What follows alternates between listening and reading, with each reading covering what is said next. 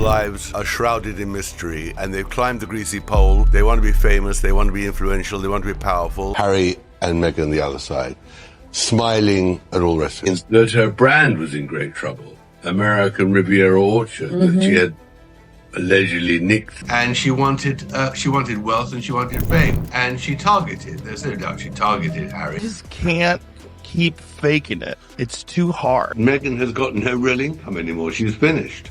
Right. The Netflix series is over. There's no great podcast. They don't generate any money. And I don't see where she is going from here. I think she has a major problem. Well, I do think that Sussex Overdrive is unbelievable. But, I mean, I don't think that he is going to get back in, which showed that he is very commercially minded, which we'll get into later on, which makes it impossible for him. And, of course, Meghan wouldn't come back to Britain. She will take her royal kids, who can still go by prince and princess, and find the billionaire. Prince Harry will not make Meghan Markle a billionaire. She wants to be a billionaire. So who will? A new man. At some point, if it's offered up, it may happen. That is why she is constantly meeting new billionaires. And that was very critical because at that moment last year, she was about to promote her Netflix series and didn't want to, firstly, be seen with Harry, and secondly, didn't want to go somewhere where she'd appear cheap. Harry, being a simple soul, has easily changed to suit Meghan's agenda. They want to hide their secrets, and I just love digging away to find out what they don't want us to know. And that ridiculous story about how they first met, the whole thing was a tissue of inaccuracies, to be polite. That she arrived in London, full career, single girl, wasn't interested. Of course, she'd been coming to London since 2013, hunting for a man to marry. She wanted it. You won't believe this, but Meghan Markle's perfectly polished fairy tale didn't just start to wobble, it exploded. And the man holding the detonator? Tom Bower. Yes, that Tom Bower, the one whose books make billionaires squirm and royals clutch their pearls. For years, Meghan sold us this beautiful storm of misunderstood genius and royal cruelty, a woman bravely surviving a world that just didn't get her. But Bower, he tore that fantasy apart like someone checking receipts after realizing their ex maxed out the credit card. He didn't whisper it either. He said it loud, loud enough for Buckingham Palace to feel the aftershocks. Every elegant, softly lit photo op she crafted, every interview dripping with truth, he dissected like a surgeon who'd run out of anesthesia. And the more he revealed, the more that carefully curated glow of hers dimmed until it wasn't shimmering anymore. It was flickering, desperate, like a candle about to go out. See, her story was so perfectly wrapped, it could have come with an inspirational movie score. But then, in walked Bower, waving proof instead of pity, saying, "Hold on, this doesn't add up." And my God, did it not. Once Bower started talking, that glossy dream collapsed like soggy cardboard.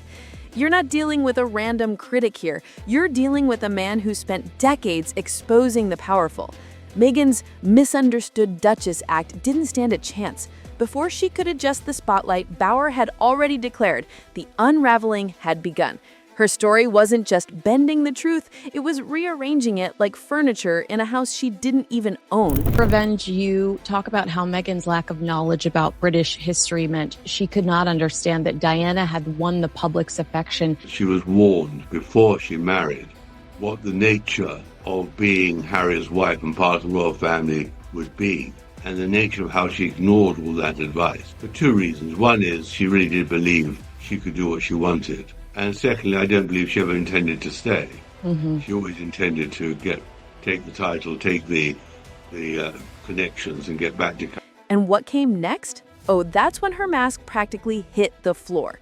According to Bower, Meghan didn't just tell her truth, she rebuilt it from scratch. Brick by brick, she constructed a version of herself that fit the narrative she wanted the world to buy. No emotion, no hesitation, just precision. He described her with the calm of a man assembling IKEA furniture, except instead of shelves, he was building a case of manipulation. Bower says Meghan's brand was engineered, not lived. Every memory, every story was curated for maximum sympathy and monetization. It wasn't truth, it was marketing. She blurred reality until it looked profitable. Imagine rewriting your own life with the confidence of a Hollywood producer. That's what she did, according to him.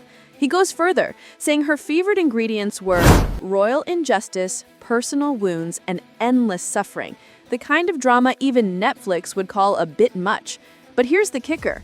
When the crowd adored her, it wasn't her they loved. It was the agenda, and Meghan's living with Meghan is very different than living with Kate and William.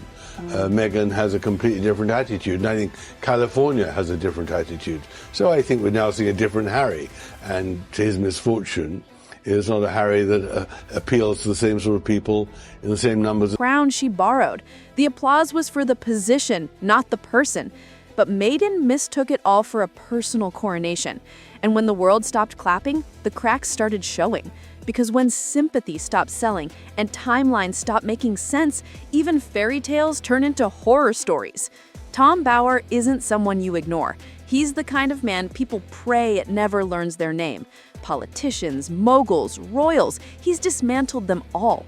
He digs until PR departments panic. And the most chilling detail? Meghan and Harry sue everyone. Jokes, newspapers, even the weather if it looks at them wrong. Yet they've never sued Bauer. Not once. Why? Because as Bauer himself says, he brings receipts, not rumors. He doesn't deal in whispers, he deals in documents. And what he uncovered about Meghan's so-called love story is jaw-dropping. According to him, Meghan never really understood, probably not even now, is that when she was cheered as a working royal, it wasn't because she was Meghan Markle, it was because she represented British royalty. I think there was that, but I've got to tell you, my research for my new book, the number of times she was warned before she married what the nature of being Harry's wife and part of the royal family would be, and the nature of how she ignored all that advice. For two reasons. One is she really did believe it wasn't a whirlwind romance. It was a masterclass in strategy. Her relationship with Harry, he claims, wasn't spontaneous. It was calculated. Not illegal, not immoral, just very deliberate. And that strategy? It's the same one collapsing under its own weight now. Then came the moment that made even royal insiders gasp, the Lilibet scandal. Bauer says Meghan and Harry bought the domain name Lilibet before the Queen even knew her great-granddaughter would bear that name. That name wasn't a tribute, it was a trademark. Imagine that, taking the Queen's childhood nickname, known only to her closest circle, and turning it into a brand. Bauer called it one of their lowest, most calculated moves. When Harry claimed he'd asked the Queen's blessing, the palace, usually silent to a fault, broke protocol and called it false. That never happens. For them to publicly contradict him was like the royal equivalent of a mic drop. Bauer says this was the precise moment their credibility began to crumble. Because once you try to profit off the Queen's nickname, the world starts wondering, what won't you rewrite? From there, it all spiraled. He shows how Meghan didn't just rewrite royal history, she rewrote her own. That tragic, struggling childhood she described so poetically, Bauer says is fiction. The reality? Ballet classes, private schools, expensive clothes, a devoted father who paid for every dream. Two different stories, one heartbreaking for the cameras, one cushy in real life. Her father, Thomas Markle, comes across as the classic Hollywood dad, imperfect but loving. He filmed her first auditions, bought her car, supported her ambition. But to create her own brand and image in the whole Netflix series, of lifestyle series. She was told she had to give up being the Wicked Witch in terms of the royal family. She should put that all behind her and not mention them because people want to see her, not all the time complaining.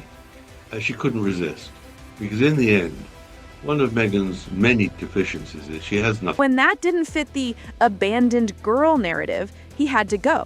She didn't distance herself, she deleted him. Not because he hurt her, but because he didn't fit the role. Then comes her origin story, the famous Procter & Gamble letter. The empowering childhood moment she claimed sparked her activism, Bauer says it was embellished beyond recognition. What was a simple school project became a mythical feminist awakening. She didn't rewrite history, she repackaged it. And according to Bauer, the reason is chilling. It wasn't personal growth, it was branding. And then the Oprah interview, the crown jewel of her PR empire. It was supposed to be her ultimate victory, a global confessional dripping with emotion and soft lighting. But the fact-checking hit harder than any royal rebuke. The secret wedding 3 days before the actual wedding never happened. The Archbishop himself denied it. The insinuation about Archie's skin tone was twisted out of context because the rules about titles had been in place long before Meghan even arrived. Even the claim that she was denied help during her darkest hours. Bauer says palace records proved otherwise. Each revelation chipped away at the story until it looked like a castle made of cards. Then came the Australia tour, her supposed star-making moment.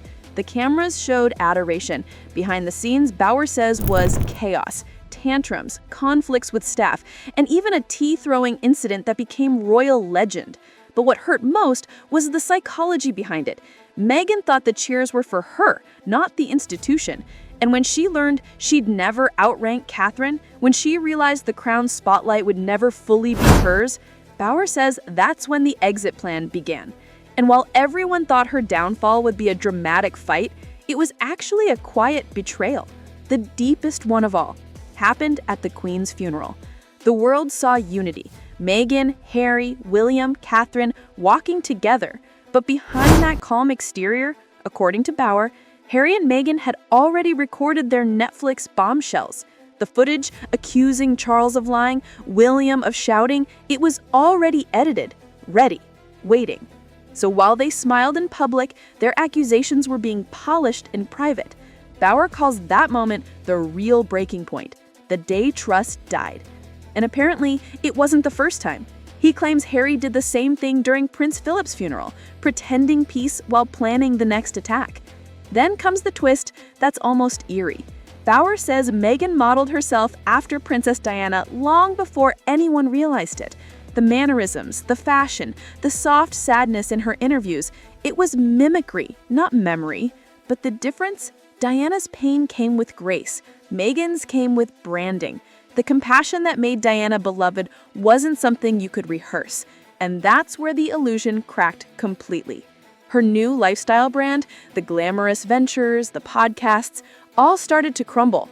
Hollywood grew cautious, the media turned cold, and even the public that once adored her began looking away. Spotify ended their deal, Netflix quietly scaled back, her approval ratings plummeted, not because of conspiracies, but because the inconsistencies became impossible to ignore. People began connecting the dots, different stories, shifting timelines, self-contradictions. Every time a fact challenged her version, there was always someone else to blame. But eventually, the pattern became too familiar. And when the same narrative repeats, I'm misunderstood, they're cruel, I'm suffering, people stop believing. Bauer's conclusion is ice cold. Meghan built an empire on selective storytelling. Every contradiction, every inconsistency wasn't an accident, it was strategy. And now, that strategy is collapsing under the truth she couldn't control. Because once the lights fade and the truth surfaces, there's nothing left to protect the image she created. What comes next for Meghan Markle isn't about what she says. It's about whether the world's still willing to listen. When even Hollywood walks away, when even the palace stops answering, when even the audience starts scrolling past, there's only silence left. And Tom Bauer, he didn't just expose her lies, he exposed the act. So, tell me, did he reveal the truth, or did he reveal the entire performance? Drop your thoughts below, because one thing's certain, the fairy tale didn't end. It expired.